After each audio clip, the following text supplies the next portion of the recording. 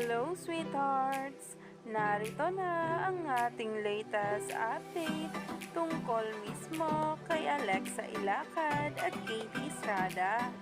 Dahil alam naman natin maraming ang pinagdaanan ngayon ang K-Delex at talagang nananatili sila para sa isa't isa at nariyan nga upang tulungan nga sila makabawi sa nararamdaman nito na kung saan nga'y alam natin ang pinagdadaanan.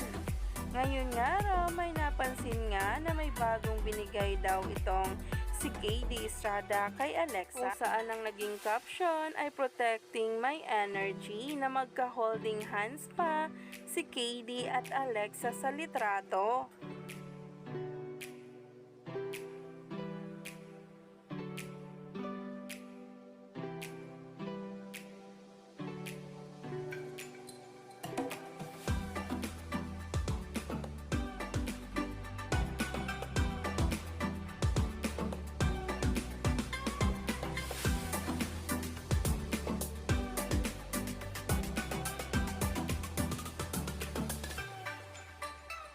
Naman natin na sila lang ang nagtutulungan sa darkest times nito na talagang hinahangaan ng marami ang hindi nila pag-iwan sa isa't isa.